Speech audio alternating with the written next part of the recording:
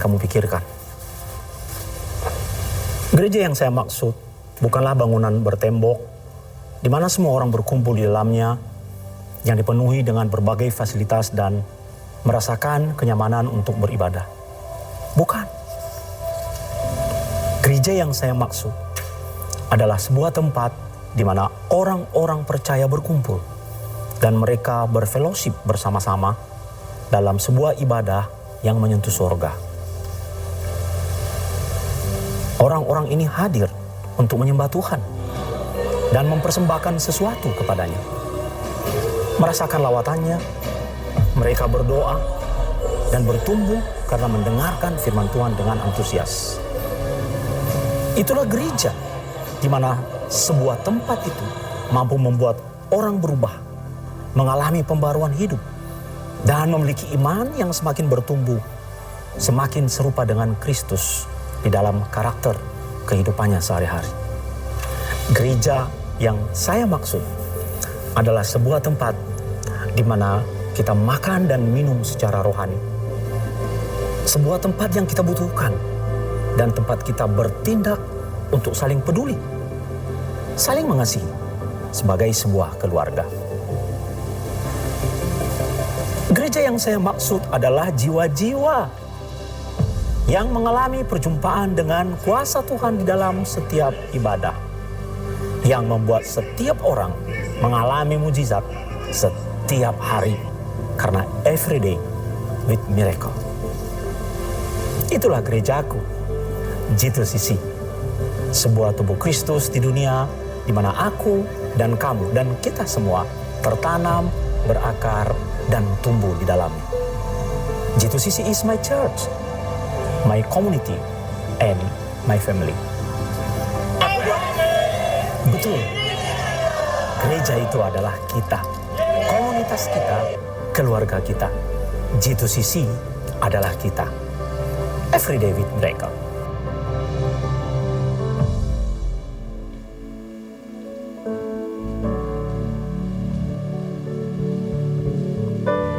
Shalom jemaat G2CC yang dikasihi Tuhan.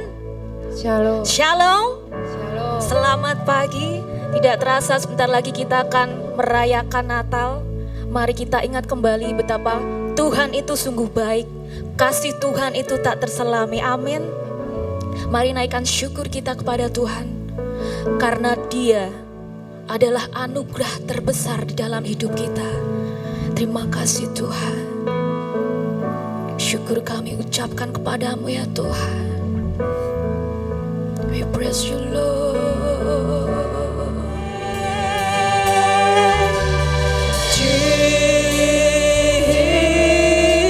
Jesus, how I love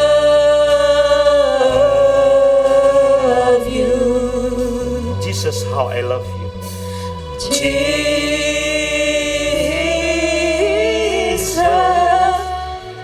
how I love you.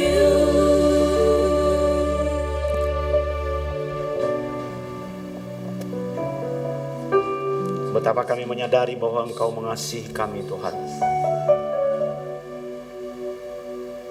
Dan setiap hari adalah perjuangan bagi kami untuk mengasihi Engkau melalui perkataan dan perbuatan kami.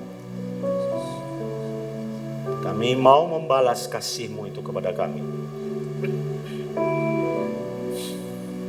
Jamah kami Tuhan dengan kuasa firman-Mu,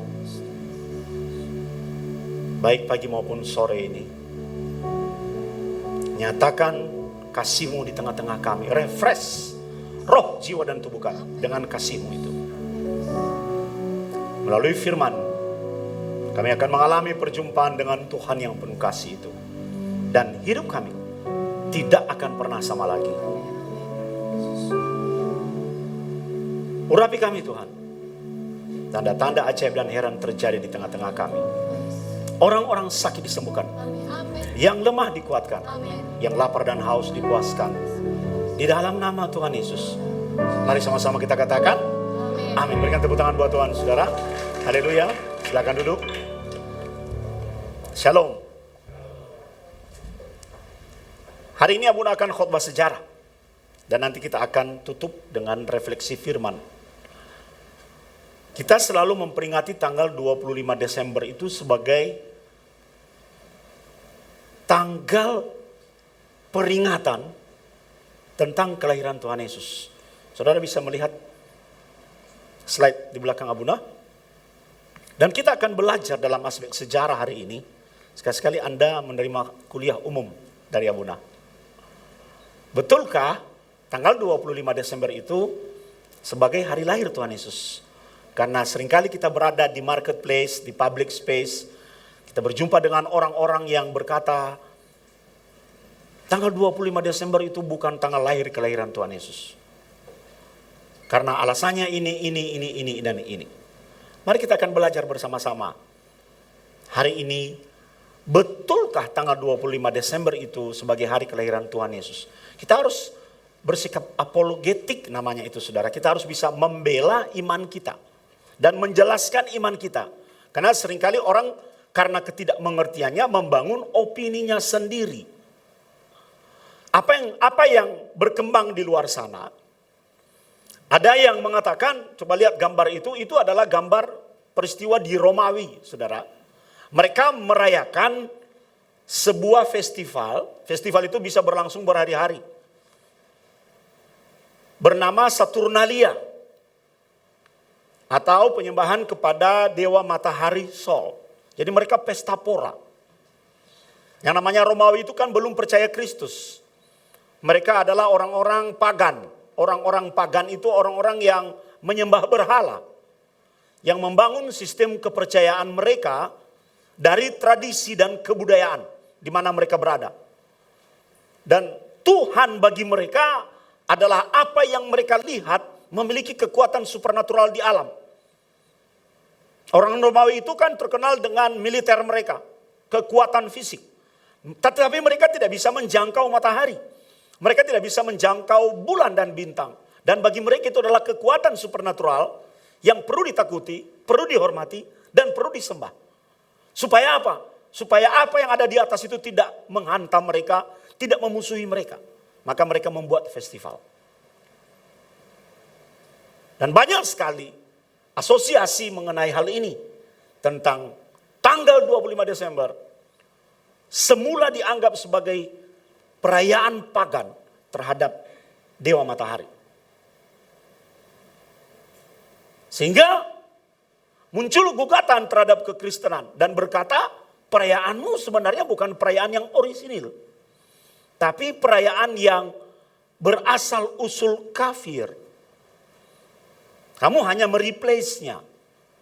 Tapi sesungguhnya rootnya, akarnya adalah kafir dan pagan.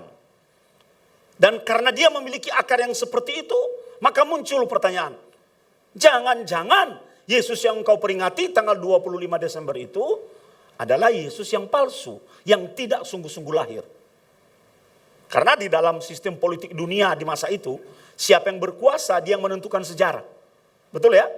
Kalau kekristenan berkuasa, dia akan menciptakan sejarahnya sendiri. Mereplace sejarah yang lama. Jadi muncul tudingan-tudingan seperti ini. Sehingga orang mulai ragu-ragu mengenai tanggal 25 Desember. Inti dari apa yang Abuna sampaikan sore ini sebenarnya hari ini adalah sederhana. Jangan pernah ragu tentang tanggal 25 Desember sebagai tanggal kelahiran Kristus. Amin, amin. Jadi kita belajar ini supaya kita bisa menjelaskan kepada orang yang uneducated. Kepada orang yang tidak memiliki kesamaan frame dalam kekristenan. Sehingga kita bisa membela iman kita di satu sisi. Di sisi lain kita juga semakin mantap. Bahwa apa yang kita ikuti ini bukan sesuatu yang salah. Bukan sesuatu yang dibangun dari akar yang salah. Haleluya. Dan banyak orang Kristen sendiri termasuk para pendeta. Sudah mulai meninggalkan perayaan Natal. Jangan kaget saudara. Kemarin Revo berkomunikasi dengan Abuna dan Abuni. Dia berkata, Pak, jangan GR ya Pak. Di Israel tidak ada perayaan Natal. Tanggal 25 Desember nanti saya tetap kuliah. Gak ada. Padahal Natal yang pertama berlangsung di sana. Nah, ide-ide itu kemudian dibawa ke Indonesia. Yang orang Israel sendiri tidak merayakan Natal. Ya memang tidak merayakan Natal lah. Kan agamanya mereka bukan agama Kristen. Agama mereka agama Yahudi. Dia mengirim kemarin kepada Abuna foto pohon Natal besar. Dan dia berkata, satu-satunya pohon Natal yang saya lihat berdiri cuma di kota Haifa. Di Yerusalem gak ada. Di Tiberias tidak ada. Dan di Bethlehem tentu saja. Pasti ada. Karena orang mengasosiasikan dengan pikirannya bahwa Natal bukan benar-benar peristiwa sejarah mengenai kelahiran Kristus. Dia hanya peristiwa sejarah yang di-create oleh kekristenan ketika kekristenan menguasai dunia di masa itu. Untuk menggantikan kebudayaan Romawi. Kan di mana ada penguasa baru dia menggeser kebudayaan yang lama. Dan menciptakan kebudayaannya sendiri. Untung ada seorang sejarawan atau penulis di abad ketiga Masehi. Kalau abad ketiga Yesus lahir abad pertama kan? Dan itu tradisinya itu tidak terlalu jauh, bukan? Nama orang itu adalah Hippolytus dari Roma. Dia seorang penulis Kristen dan dia memberikan penegasan melalui tulisannya bahwa Yesus memang benar-benar lahir pada tanggal 25 Desember. Ini menarik, Saudara. Ini menarik sekali. Dan kita bisa mempercayai Hippolytus ini karena dia sangat dekat dengan tradisi. Keturunan pertama masih bisa diingat oleh keturunan kedua. Bisa? Masih bisa diingat oleh keturunan ketiga. Mungkin kita bisa meragukan di keturunan keempat. Hippolytus jadi anak masih bisa mengingat bapaknya. Cucu masih bisa mengingat neneknya. Dan cerita itu turun dari generasi ke generasi sampai pada abad yang ketiga. Itu masih sangat dekat dengan peristiwa di mana terjadi kelahiran di Bethlehem. Hippolytus mencatat itu. Dan dia berkata, Saturnalia dan hari perayaan Sol tidak dirayakan sesungguhnya pada 25 Desember di awal sejarah Romawi. Di masa itu yang menguasai Palestina adalah Romawi. Dan di awal sejarah Romawi tidak menurut dia itu datang belakangan. Tidak ada perayaan Saturnalia dan perayaan terhadap Dewa Sol di awal-awal itu. Itu datang pertengahan kekuasaan Romawi, saudara. Sehingga tidak tepat kalau dikatakan akar dari 25 Desember adalah perayaan Saturnalia atau perayaan terhadap Dewa Sol. Sampai di sini Anda mengerti? Memang ada perayaan itu tapi nanti, bukan di awal-awal. Jadi jelas bagi Hippolytus tidak mungkin memilih tanggal itu untuk mereplace perayaan Romawi. Bayangkan saudara. 25 Desember kelahiran Tuhan Yesus. Kemudian di tanggal yang sama di pertengahan kekuasaan Romawi baru muncul Saturnalia. Alurnya bisa dimengerti Bapak Ibu? Oke. Jadi bagi Hippolytus itu tidak mungkin mereplace. Justru Romawi yang mereplace tanggal 25 Desember. Wah ini menarik sekali. Bunda sampai seharian kemarin belajar sejarah. Membaca ulang kembali tulisan dari Hippolytus itu. Kemudian tradisi berikutnya adalah tradisi bapak-bapak gereja. Gini, siapa bapak gereja? Kalau Anda baca di artikel, di paper, Yesus punya murid-murid. Betul? Murid-murid Yesus disebut bapak apostolik. Mereka adalah rasul-rasul. Nah rasul-rasul punya murid. Itu generasi cucu Yesus tahu? Yesus, rasul-rasul, murid dari rasul. Nah murid dari rasul-rasul ini adalah bapak-bapak gereja. Jadi mereka sangat dekat dengan tradisi. Apa yang diceritakan oleh rasul adalah saksi utama dari peristiwa kelahiran, pelayanan, kematian, dan kebangkitan Kristus. Dan mereka tentu menceritakan itu kepada murid-murid mereka. Dan murid-murid mereka itu yang menjadi bapak-bapak gereja. Apa yang menjadi tradisi dari bapak-bapak gereja? Ini luar biasa lagi, saudara. Bapak gereja itu percaya bahwa saya minta Pak Jimmy, Pak Giatrik di sini dan di situ. Ini kelahiran Yesus. Oh, kelahiran. 25 Desember. Ini pengumuman malaikat Gabriel kepada Maria. Kalau 25 Desember, masa orang mengandung itu berapa bulan? Ditarik mundur ke belakang, 9 bulan. Kira-kira bulan berapa malaikat Gabriel pergi kepada Maria untuk memberitahukan kabar baik bahwa dia akan mengandung. Kata mengandung di situ artinya pembuahan. Kapan Maria mengalami pembuahan secara supernatural dan diumumkan, dirilis oleh malaikat Gabriel pada bulan Maret. Ini bulan Maret dan ini bulan Desember. Bapak gereja berkata bahwa peristiwa bulan Desember ini tidak bisa dipisahkan dari peristiwa bulan Maret. Sampai di sini bisa dimengerti. Karena itu menyangkut kosmos. Menyangkut hal-hal universal. Menyangkut hal yang supernatural yang serba berkaitan, saudara. Dan mereka berkata, Paskah, perayaan Paskah itu di bulan Maret April itu, kan bulan tradisi Yahudi itu, bulan Yahudi itu kan di bulan kita, antara Maret dan April itu bulannya. Betul ya?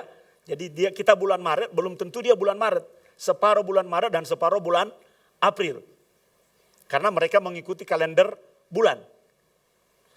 Para bapak gereja berkata ya bahwa Yesus itu mulai dikandung, mulai dibuahi pada bulan Maret. Jadi itu berkaitan dengan peristiwa Paskah. Dan lahir pada bulan Desember. Sekarang ini kesepakatan para bapak gereja dan mengapa mereka akhirnya menetapkan tanggal 25 karena mereka merujuk pada tradisi asli dan tradisi mula-mula. Persoalannya banyak gereja-gereja merayakan tanggal yang berbeda. Betul ya? Ada yang tanggal bulan Desember awal, bahkan ada yang bulan ini. Bentar ya. Nah ini. Orang-orang Kristen kuno, termasuk Klemen dari Alexandria, mereka mengikuti tradisi para rasul. Karena kalau ditarik mundur 9 bulan ke belakang ternyata, saudara, Yesus itu dikandung pada bulan Maret. Dan bulan Maret di tradisi mereka adalah perayaan Paskah. Dan bagi mereka semua itu berada dalam keteraturan yang tidak kebetulan. Nah persoalannya saudara, kita sih orang Kristen dan orang Katolik merayakan Natal pada tanggal 25 Desember. Gereja Ortodoks, gereja Koptik itu gereja Mesir. Ya, merayakan pada tanggal 6 atau 7 Januari. Bahkan ada yang merayakan pada tanggal 19 Januari. Kok bisa? Katanya 25 Desember. Ini tadi Desember, ini bulan apa? Maret. Kalau ini 25 Desember, maka ini pasti 25 Maret. Bisa dimengerti? Orang-orang zaman dahulu kadang bisa salah dalam melihat posisi bulan. Ingat kalendernya kalender bulan, lunar. Lihat saja kalau kita melihat saudara seiman kita, saudara tetangga kita dalam menentukan lebaran, bisa bergeser enggak? Iya kan? Nah, zaman dahulu seperti itu. Jadi ada yang melihatnya geser sebelum tanggal 25 Maret, otomatis kalau dia geser sebelum 25 Maret, peringatan kelahirannya maju. Ada yang melihatnya maju dari 25, maju, otomatis kelahirannya mundur. Sampai di sini Anda bisa paham? Kita beri tepuk tangan pada dua orang ganteng ini.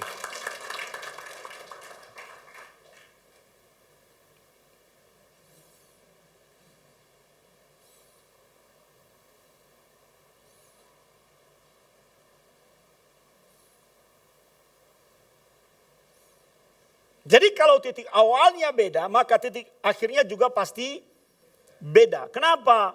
Karena ada perbedaan di dalam melihat posisi bulan di masa itu. Jadi gimana dong? Sekarang tentu kita bertanya, bagaimana? Ternyata Hippolytus ini memiliki dampak yang sangat besar dalam sejarah kekristenan. Lihat patung ini. Patung ini disimpan di museum di Vatikan. Orang memulai menyelidiki lagi. Dan ternyata di kursinya itu, coba lihat di kursinya dia itu. Ini sebenarnya adalah prasasti. Ada catatan di situ. Saya tidak bisa memperbesar itu. Karena pecah gambarnya. Dan di prasasti itu, coba lihat, patung ini menggambarkan Hippolytus duduk di kursi.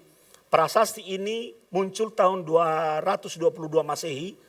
Dan di sisi dan punggung kursinya di belakang ini dan di sini ada prasasti yang memberitahu bahwa tanggal pembuahan Yesus berlangsung pada 2 April tahun 2 sebelum Masehi.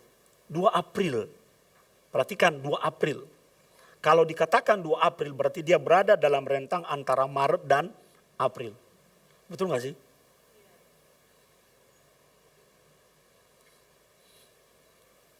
Betul gak sih? Iyalah. Betul. Saya tiba-tiba ingat. Mana Lukas?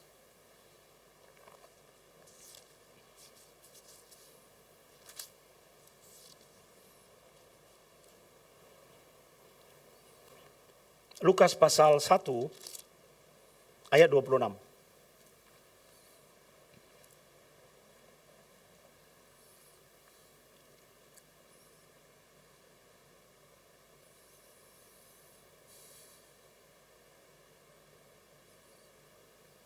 Lukas pasal 1 ayat 26.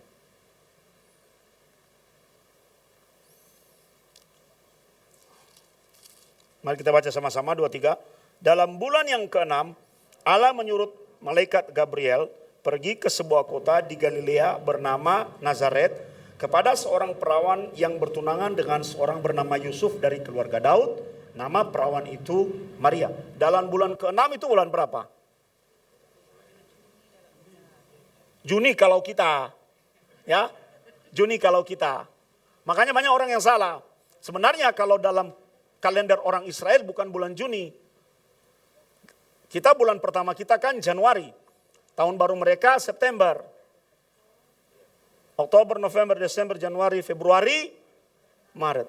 Bulan berapa bulan ke-6 dalam perspektif Yahudi? 6. Hitung 9 bulan kemudian. Bulan Maret pemberitahuan, pembuahan. Maret. April, Mei, Juni, Juli, Agustus, September, Oktober, November, Desember. Yesus lahir pada bulan Desember. Yesus dibuahi pada bulan Maret. Catatan sejarah awal memberitahukan hal itu kepada kita. Dan kelahiran Yesus itu berlangsung paralel dengan sebuah peristiwa perayaan orang Yahudi yang disebut sebagai perayaan Paskah. Mengapa terjadi perbedaan tanggal? Karena acuan orang dalam cara melihat posisi bulan di zaman kuno tidak setepat hari ini. Tapi kita tetap berpegang kepada apa yang dinyatakan oleh Hippolytus. Bahwa tanggal 25 Desember itu adalah tanggal yang tepat. Nanti kita akan melihat. Hippolytus itu selain prasastinya membuat karya yang lain. Nama karyanya adalah Chronicon. Dia menulis karya yang lain. Hanya saya tidak bisa baca ini. Kemarin saya hanya baca terjemahannya saudara. Karena ditulis di dalam bahasa Yunani yang kuno. Dan tidak bisa saya capture untuk saya ekstrak datanya untuk saya terjemahkan. Bentuk bukunya sudah dalam bentuk picture. Saya membaca tafsiran yang ada di bawahnya. Dalam Chronicon itu adalah karya lain dari Hippolytus. Dan dia banyak membuat perhitungan-perhitungan Alkitab mengenai tokoh-tokoh Alkitab, peristiwa-peristiwa penting dalam Alkitab di dalam karyanya yang bernama Kronikon ini. Salah satunya tentang kelahiran Tuhan Yesus. Ya. Melalui pemeriksaan yang cermat, Hippolytus memberikan penjelasan tambahan bahwa Yesus lahir tepat 9 bulan setelah tanggal 25 Maret. Apa yang menjadi acuan Hippolytus? Kembali lagi saya minta Pak Jimmy dan Pak Giatri maju ke depan. Ingat yang Abuna jelaskan dari awal bahwa Tuhan itu selalu melibatkan alam dengan kehadirannya. Benar? Orang Majus pergi ke Bethlehem dengan tanda alam. Betul nggak sih? Apa tanda alamnya? Bintang. Orang-orang Israel keluar dari tanah Mesir dengan tanda alam. Apa tanda alamnya? Tiang awan dan tiang api. Tuhan selalu bekerja meneguhkan kehadirannya dengan tanda-tanda alam ketika mereka berada di atas Gunung Sinai. Ada awan yang turun, mereka bisa melihat tanda-tanda alam. Ada kilat, ada guntur yang hadir di depan mata mereka. Tanda-tanda alam. Jadi Hippolytus berpegang bahwa ketika Tuhan bekerja, Tuhan hadir. Ketika Tuhan bekerja dan Tuhan hadir, maka kita juga bisa mensinkronkannya dengan peristiwa alam yang terjadi. Dan itulah sebabnya dia berpegang pada tanggal 25. Karena, ingat di masa itu adalah kalender Romawi. Karena tanggal 25 Maret, kita sudah sepakat tadi bahwa pengumuman dan pembuahan terjadi pada bulan Maret. Dan kelahiran pada bulan Desember. Sekarang bicara tentang tanggal. Betul saudara? Tanggal mana yang tepat kalau gitu? Kan tadi katanya Bapak Gereja bisa berbeda dalam melihat posisi bulan. Sehingga kalau titik awalnya berubah, maka titik akhirnya juga berubah. Jadi gimana? Hippolytus menjelaskan kepada kita bahwa Tuhan Yesus itu tidak lahir diam-diam. Dia selalu memberikan tanda supernatural di mana alam bergerak dan orang bisa melihat melalui tanda alam itu. Dia mengacu pada siklus dan kalender musim orang Romawi. Dan ternyata dia menemukan begini. Tanggal 25 Maret adalah titik balik musim dingin kalender orang Romawi. Artinya pada saat musim Paskah itu, di masa itu, musim dingin dimulai dan gelap di mana-mana. Kalau musim dingin salju itu gelap tak? Gelap sekali loh. Kalau kencang, waktu kita pergi ke Hermon itu, memang siang hari tapi gelap karena salju. Kuat. Gelap. Dan itu tanggal 25 Maret. Dan dia berkata, tanggal kelahiran Tuhan Yesus pasti 25 Desember. Karena di tanggal itu titik balik kalender orang Romawi memasuki musim semi. Hubungannya apa?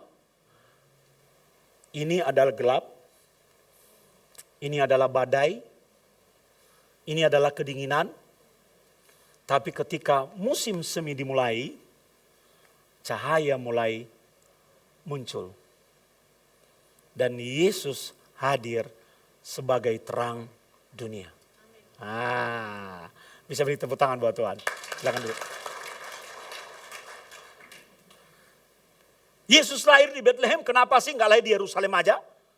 Atau lahir di Betania? Karena Yesus itu dan sejarah Alkitab itu selalu dipenuhi dengan simbol.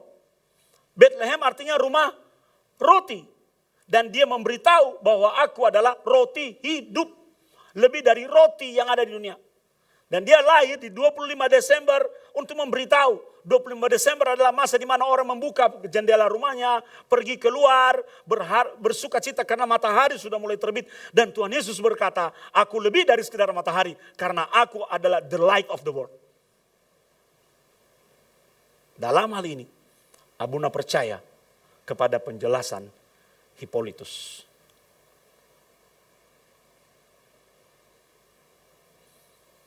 Jadi kesimpulan kita, saudara. Yesus sang terang dunia itu mulai bersinar di titik balik matahari musim dingin. 25 Desember. Titik balik artinya menjadi musim semi. Hari tergelap dalam setahun. hari tergelap dalam setahun itu berarti berlangsung dari 25 Maret sampai 25 Desember. Titik baliknya menjadi hari yang penuh dengan terang. Karena Tuhan Yesus berkata, akulah terang dunia. Coba dulu saya di waktu masih tinggal di rumah mertua, di kampung ada ronda malam. Jadi saya itu selalu nunggu jam 5 pagi, matahari udah keluar, berarti ini jatahnya udah masuk ke rumah. Ronda sudah berakhir. Penjaga malam itu harapannya apa sih saudara? Matahari. Harapan kita mulai keluar. Untung di Gerapat memang gak ada ronda saudara. Ya. Kalau udah melihat matahari hati kita menjadi tenang. Coba kalau gelap, malam hari listrik mati. Kita gak tenang. AC mati, panas, gak tenang. Tapi kalau ada cahaya, hati kita penuh dengan pengharapan. Itulah yang Tuhan mau bilang. Kalau musim dingin berakhir, yang gelap, badai berakhir, yang gelap, aku hadir mengikuti tanda-tanda alam untuk memberikan harapan kepadamu. Wah.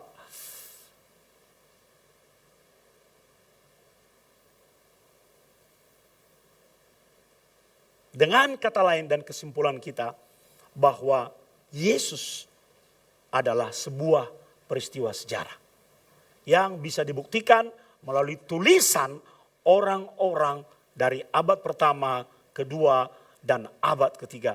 Berarti Yesus yang diceritakan di dalam Injil yang kita percaya sebagai firman Allah bukan Yesus yang pura-pura, atau bukan Yesus yang diam-diam, atau bukan Yesus yang di-create oleh orang Kristen.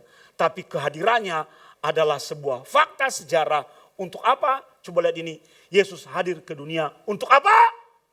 Mengakhiri kegelapan dengan membawa terang.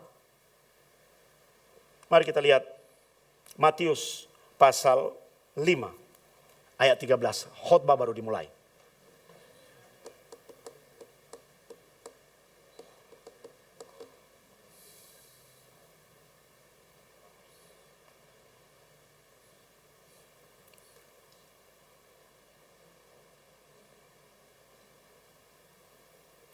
Kita baca ayat 14. Kamu adalah terang dunia. Kota yang terletak di atas gunung tidak mungkin tersembunyi. Kamu dalam bahasa Inggris dan bahasa aslinya Yunani, you are. Berarti bukan dikatakan kamu akan menjadi atau kamu akan berproses. Tidak. Kamu adalah terang dunia. Berarti aku adalah terang dunia. Kenapa aku terang dunia? Karena Yesus sang terang dunia itu ada di dalamku. Natal kesempatan bagi kita untuk mengingat Yesus sang terang itu hadir dalam hidup kita. Buat apa kita merayakan dan mempersiapkan diri menjelang Natal? Itu tradisi Kristen. Bapak Ibu jangan cuma melihat Bu Aurel naruh itu lilin itu di situ hanya untuk aksesoris Natal. Tidak, itu masa Advent. Berarti kita sudah masuk minggu keberapa? Minggu ketiga. 4 lilin nanti, 4 Advent. Berarti setelah itu minggu Natal. Apa artinya? Untuk mengingatkanmu. Kenapa lilin? Karena lilin adalah terang. Untuk mengingatkanmu. Dulu gak ada listrik. Jadi orang mengambil lilin atau menggunakan pelita untuk membawa terang. Natal mempersiapkan kita bahwa kita adalah terang. Dan kita hanya bisa menjadi terang kalau terang yang sejati ada di dalam diri kita. Dan terang yang sejati itu adalah Yesus yang hadir di titik balik musim semi. Di tanggal 25 Desember untuk membawa pengharapan kepada kita. Lihat wajah kiri kananmu, itu adalah wajah terang dunia. Anda punya masalah, Anda punya pergumulan. Jangan pernah tinggalkan terang itu, my friend. Jangan. Makin terang hidupmu. Sebaliknya, Bawalah terang itu dalam pekerjaanmu, dalam keluargamu, dalam hidupmu, dalam pelayananmu. Itulah gunanya kita memperingati Natal. Gunanya kita mempersiapkan diri. Oh Tuhan, selama ini aku udah jauh dari Tuhan. Aku sudah merasa gelap Tuhan. Ini kesempatan bagiku untuk datang kembali mencari terang itu. Orang kalau punya terang akan punya pengharapan. Jangan justru makin berat bebanmu, Anda makin jauh dari Tuhan dan balik kanan dan menjauhi terang itu, tidak akan pernah ada harapan bagimu. Kembali kepada terang. Karena terang yang akan menuntun jalanmu. Terang yang akan membuat engkau bisa melihat apa yang terjadi di sekitarmu. Terang akan membuat engkau tercerahkan.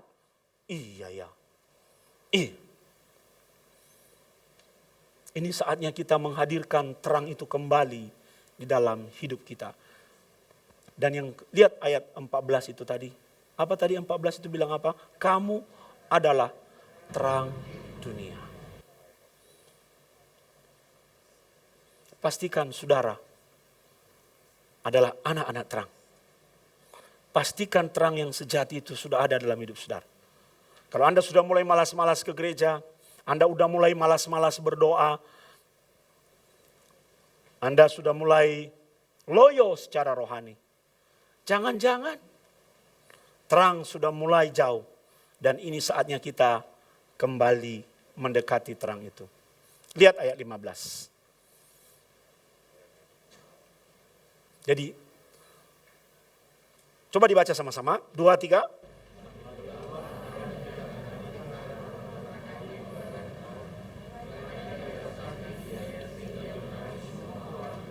Melainkan di atas kaki Dian. Kaki Dian itu menorah. Ya, pelita. Misalnya ini pelita. Ya. Pelita ada untuk menerangi. Supaya bisa terang, dia harus diangkat.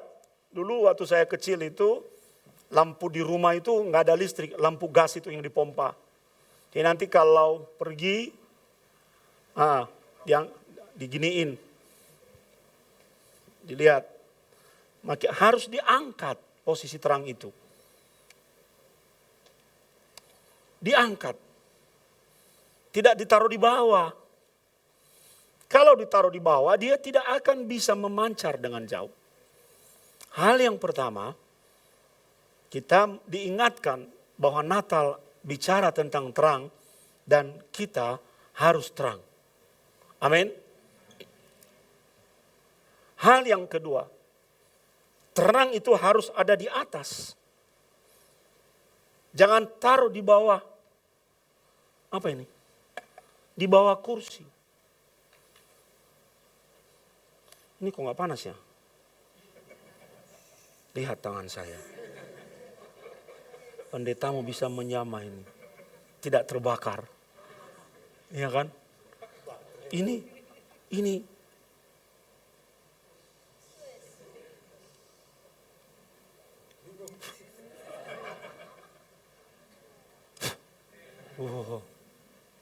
Itu terang yang palsu.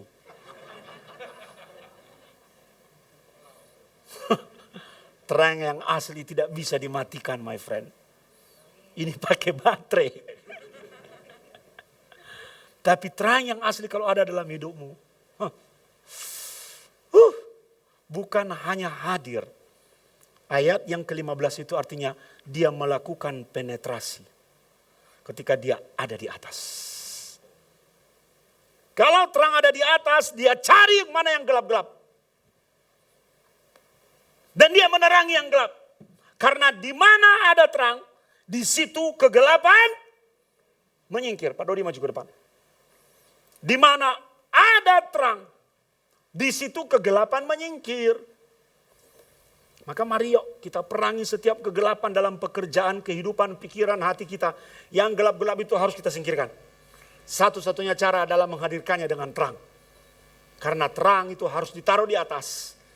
Kalau dia ditaruh di atas, dia akan mampu melakukan penetrasi. Kemana-mana. Di mana dia lihat ada gelap, di situ dia masuk. Lihat ayat 16.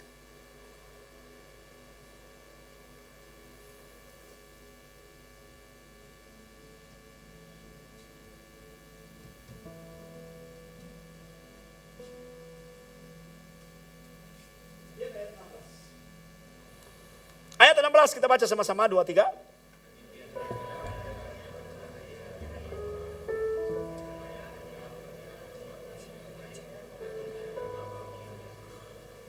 Supaya apa? Melihat perbuatanmu dan memuliakan. Siapa yang melihat itu, saudaraku?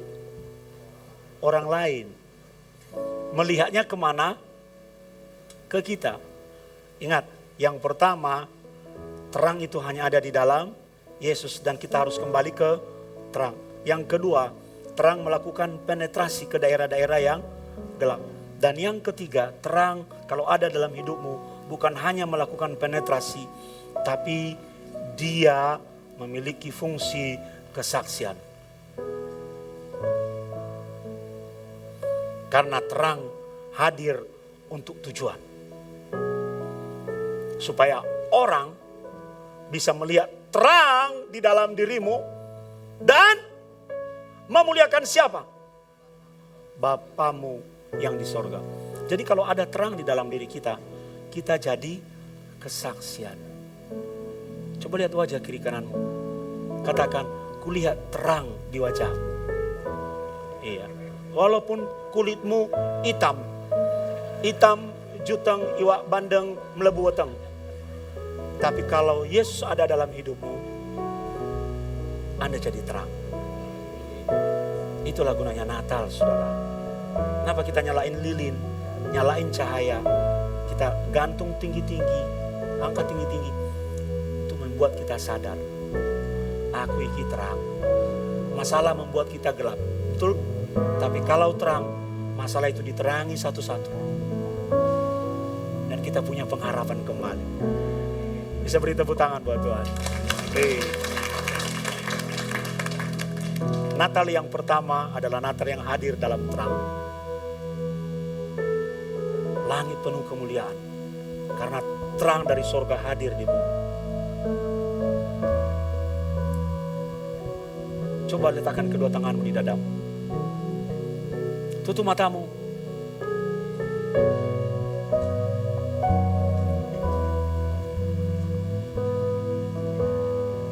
Minta terang itu kembali hadir.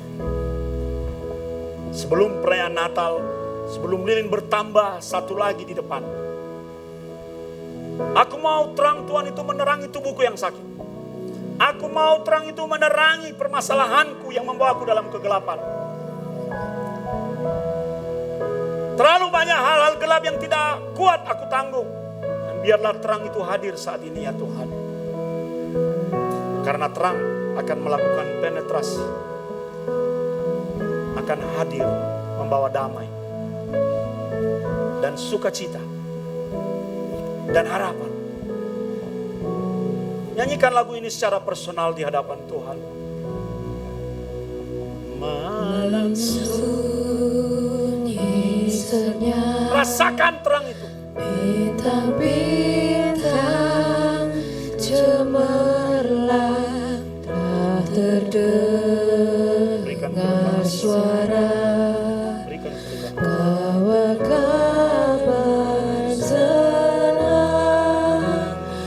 Yesus Juru Selamat lahir di Betlehem. Yesus Juru Selamat lahir di Betlehem.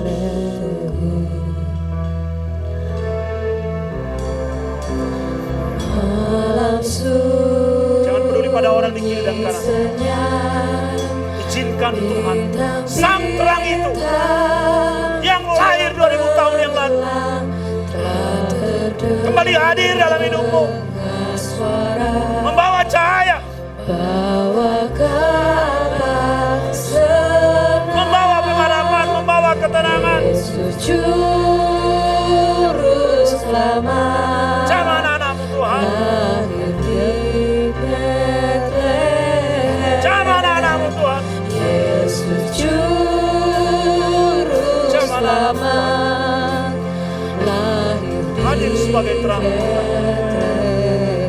hadir sebagai terang Tuhan. Malam sunyi senyap, Hadir sebagai terang Tuhan. Hadir sebagai bintang-bintang terang. cemerlang, telah Tidak jauh terdengar dari Tuhan. suara bawa kabar Hadir sebagai terang. senang. Jangan anak. Juru Jangan anak. selamat lahir di Bethlehem. Jangan anak Tuhan. Yesus Juru Hadir sebagai terang. selamat Hadir sebagai terang. lahir di Bethlehem. Hadir sebagai terang Tuhan. Hadir sebagai terang. Malam sunyi senyap, Rasakan terang di atas. bintang-bintang cemerlang, Kalau tangan telah Tuhan. terdengar suara Ya Rabata Karabata. bawa kabar senang. Haleluya. Yesus Juru selamat lahir di Bethlehem. Yesus Juru selamat lahir di Mari bangkit berdiri dari Bethlehem. Bangkit berdiri saudara. Angkat tangan kanan.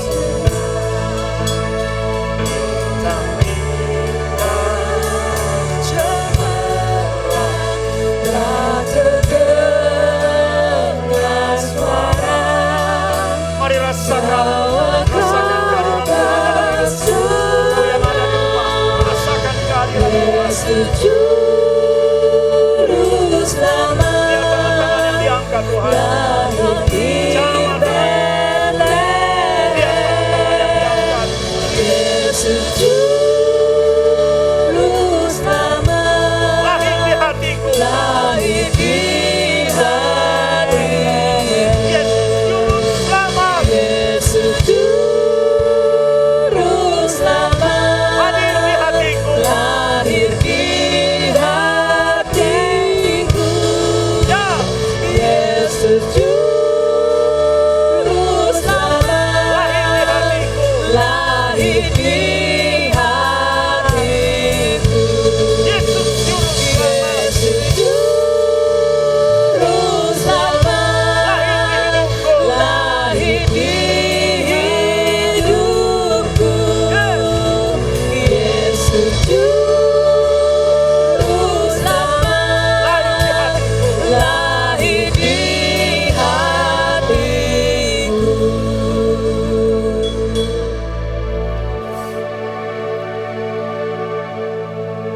Mari berdoa secara pribadi di hadapan Tuhan. Dan nanti Abuni akan menutup dalam doa. Berdoa di mana engkau berdiri. Terang seperti apa yang engkau perlu minta. Dan menerangi apa. Berdoa secara pribadi.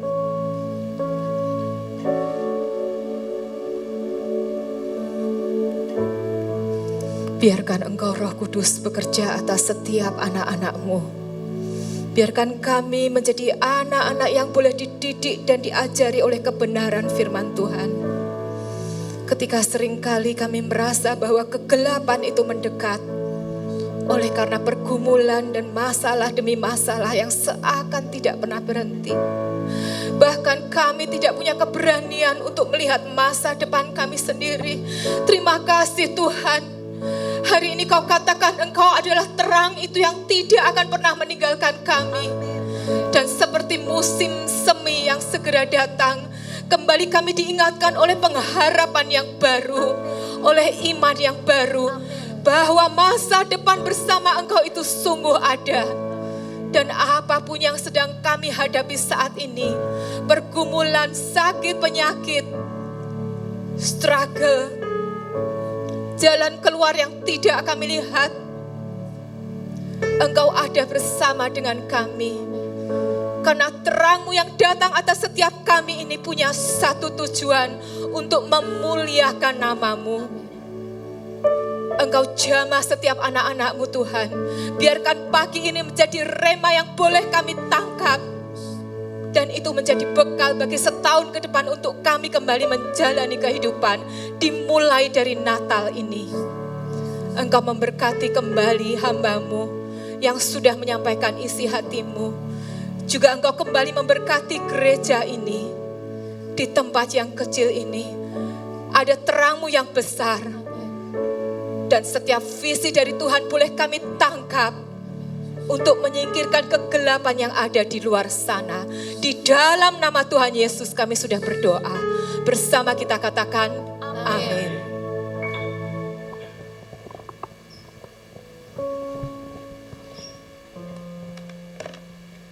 Shalom, jemaat G2CC yang dikasihi Tuhan. Shalom. Firman Tuhan sudah memberkati kita pada pagi hari ini. Sesuai dengan terang sinar Tuhan itu ada dalam hati setiap kita masing-masing. Dan menjadi berkat buat hati kita, setiap kita masing-masing. Amin. Mengucapkan selamat datang dan selamat beribadah kepada Bapak, Ibu, Saudara, dan Saudari yang baru pertama kali hadir di Gereja G2CC pada pagi hari ini. Kita sambut yang pertama Bapak Julman dan Ibu Maria. Bisa panggil berdiri, Pak. Selamat datang. Kemudian Saudara Abram ya. Dan Saudara Mario, selamat datang. Dan jika belum memiliki ibadah gereja yang tetap, kami sangat senang menanti kehadiran Bapak, Ibu, Saudara, dan Saudari sekalian pada ibadah kami minggu depan di tempat ini kembali. Info gereja sepekan, nanti sore ada ibadah online pukul 5 di channel YouTube Pastor Sony Saluku. Kemudian firman online pada hari Rabu 14 Desember bersama Abuna Sony pukul 7 melalui Zoom dan YouTube. Breakthrough Prayer diadakan pada hari Jumat 16 Desember pukul 5 sore. Dan ibadah Youth pada hari Sabtu 17 Desember pukul 16.30 di gereja dilaksanakan secara online onsite di gereja. Kemudian minggu depan ada ibadah sekolah minggu pada pukul 7 pagi. Seperti biasa, di setiap bulan Desember, gereja menyediakan amplop dalam rangka memberikan persembahan untuk dana kegiatan Natal dan Tahun Baru. Bagi jemaat yang terbeban serta rindu untuk berpartisipasi, dapat mengambil amplop yang sudah disediakan. Dalam rangka merayakan Natal dan Tahun Baru, G2CC mengadakan hands-on pudding art dengan biaya 50.000 yang akan diadakan pada hari Sabtu pada tanggal 17 Desember jam 8.30 pagi sampai selesai di gereja. Pendaftaran kepada Ibu Aurel. Mengucapkan selamat ulang tahun dan selamat ulang tahun pernikahan kepada seluruh sidang jemaat yang merayakan sepanjang minggu ini. Tuhan Yesus memberkati dan memberikan umur panjang. Demikian info gereja sepekan. Selamat hari Minggu, Tuhan Yesus memberkati. Shalom. Kita akan berdoa untuk anak sekolah minggu Bapak Ibu.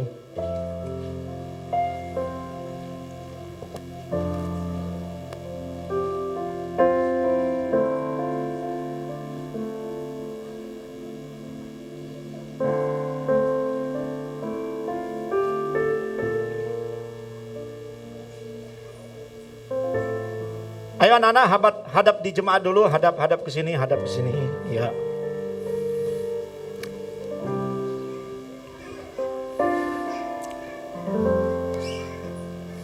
Ya Bapak Ibu, anak-anak kita kemarin sudah merayakan Natal. Ya, saya mohon kerjasama orang tua, jangan hanya membawa anaknya pada saat Natal, ya. Tapi juga harus bertumbuh melalui kelas sekolah minggu, hadirlah ya. Dorong anak Bapak Ibu antar. Saya senang, saya mendengar ada satu anak yang kalau mamanya sudah mulai malas-malasan, dia selalu pingin anaknya, dia selalu minta untuk mamanya ke gereja. Ayo ma, nah ini mamanya. Ya, anaknya selalu minta, ayo ma ke gereja, sekarang ke gereja. Ya, Yuen mana? Yang hijau ya. Jadi dia antusias ya Bapak Ibu, dan itu Abuna sangat senang mendengarnya. Dan hari ini kita akan berdoa untuk mereka, tapi sebelum berdoa, mereka akan menerima satu gift Natal yang khusus, gift profetik. Sebab mereka harus menjadi anak panah di tangan pahlawan. Amin. Dan pahlawan adalah Tuhan Israel. Kalau mereka menjadi anak panah, mereka pasti diarahkan menuju sasaran yang tepat. Nah, apa maknanya itu? Nanti Ibu Marlina akan menjelaskan kepada kita. Mana Marlina? Ya.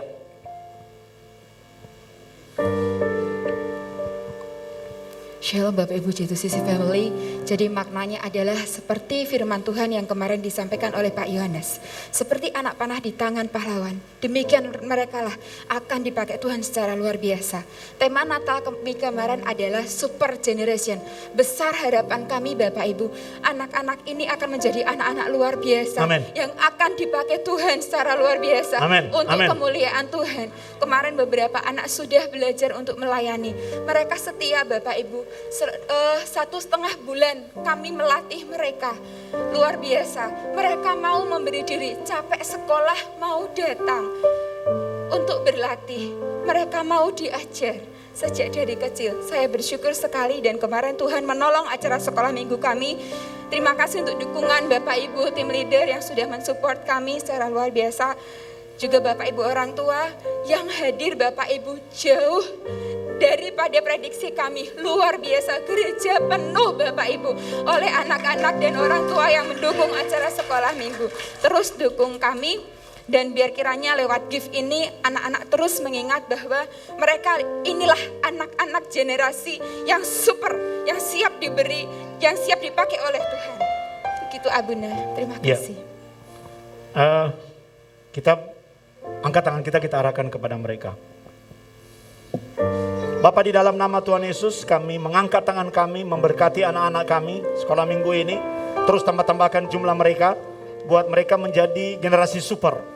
Buat mereka seperti anak panah yang sebentar lagi akan mereka terima.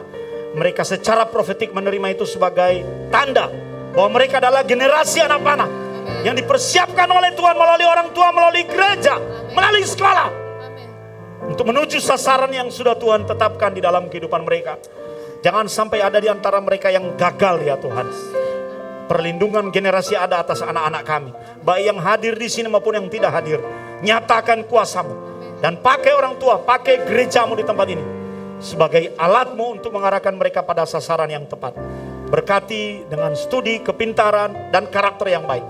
Dan berikan kesehatan yang baik untuk mereka semua. Di dalam nama Tuhan Yesus. Kami berdoa juga untuk tanda profetik yang sebentar lagi akan mereka terima. Dan biar itu menjadi berkat di mana mereka akan ingat di masa depan bahwa mereka pernah didoakan sebagai generasi anak panah. Di dalam nama Tuhan Yesus kami berdoa dan mengucap syukur.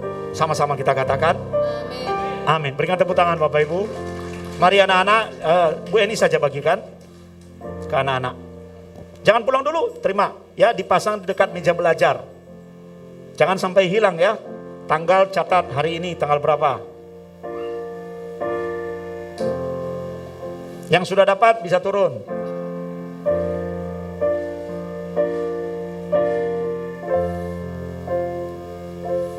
Taruh di meja belajar. Atau taruh di tas ya, bisa digantung di tas. Kalau temanmu tanya itu apa, kamu mau seperti ini datang ke gerejaku.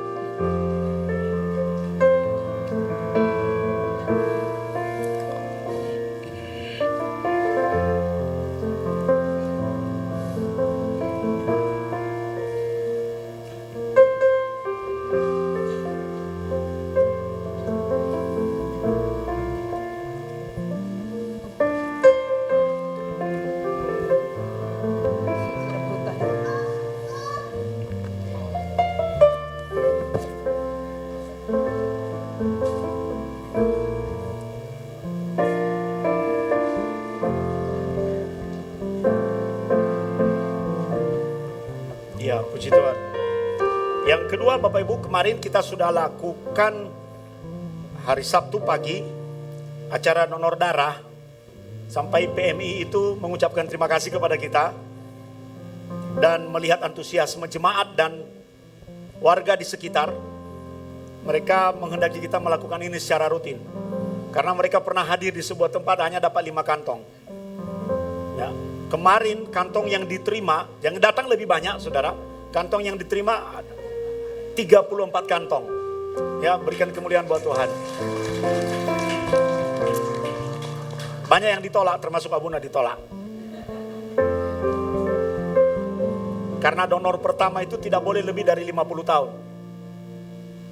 Nah, Abuna baru donor pertama kemarin. Saya bilang, kenapa kemarin sebelumnya saya nggak ikut-ikut ya?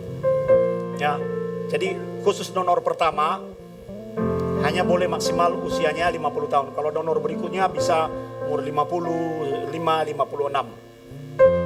Jadi kita akan memprogramkan ini berikutnya.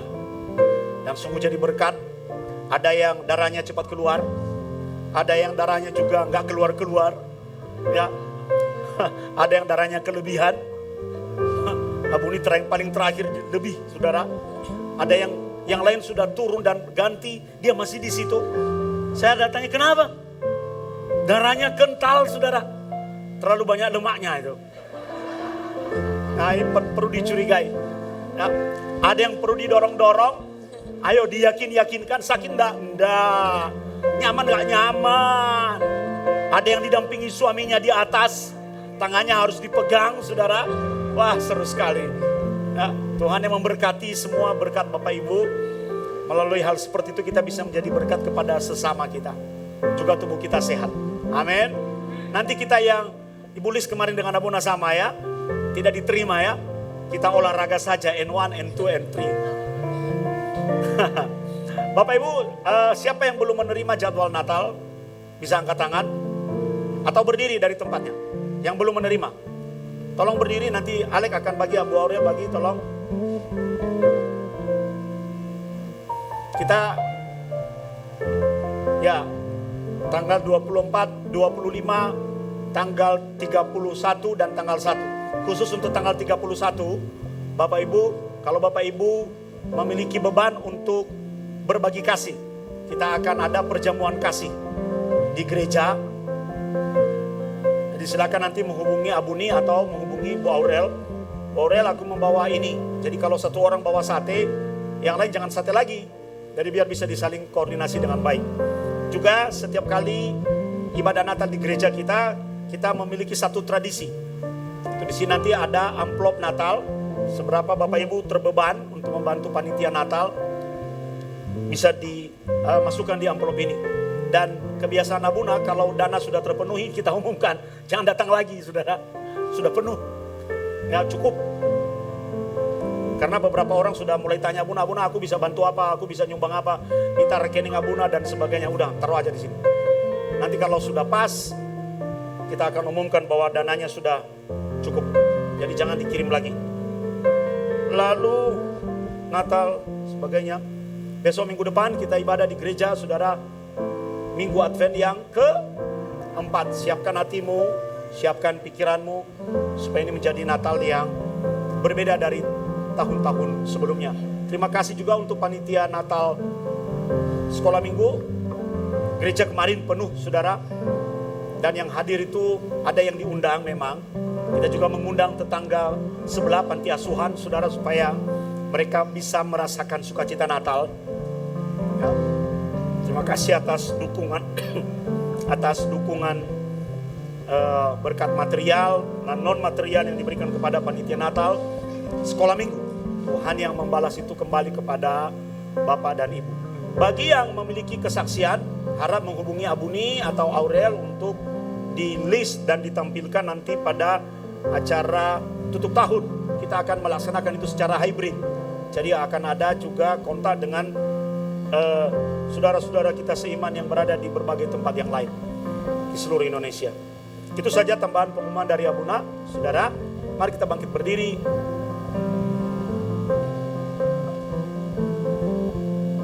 Dan kita berdoa. Bapak, terima kasih atas penyertaan-Mu kepada kami. Kami sudah memasuki minggu Advent yang ketiga. Dan siapkan kami untuk merayakan Natal itu. Supaya terang yang sudah hadir dan pernah hadir di dunia ini bisa menyala kembali dalam hidup kami.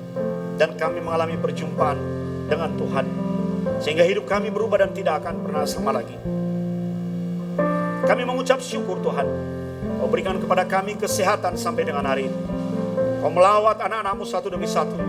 G2CC Family, jamah pekerjaan mereka, jamah keluarga mereka, jamah kesehatan mereka, terlebih pelayanan mereka. Dan berikan kepada mereka hati yang berkobar-kobar dan rindu akan Tuhan. Urapi mereka sedemikian rupa Tuhan, sehingga biar di momen Natal tahun 2022 ini, kami bisa semua selamat, kami bisa menikmatinya dengan berkat-berkat yang baru. Dan kami diantar oleh Tuhan untuk memasuki tahun yang baru dengan berkat yang baru. Terima kasih atas ibadah hari ini. Melalui pujian dan penyembahan, biarlah hatimu disenangkan. Dan melalui firman-Mu, biarlah kami diingatkan bahwa ada terang. Dan kami harus menjadi terang bersama terang itu. Berkati setiap persembahan, persepuluhan anak-anak-Mu yang ditabur dan dikembalikan ke rumah Tuhan di tempat ini. Buka tingkap-tingkap langit kembali untuk mereka. Dan biarlah kami semua sadar bahwa apa yang kami peroleh di dunia ini, itu bukan karena kapasitas dan kemampuan kami. Semua berkat jasmani yang kami terima, itu karena berkat Tuhan kepada kami.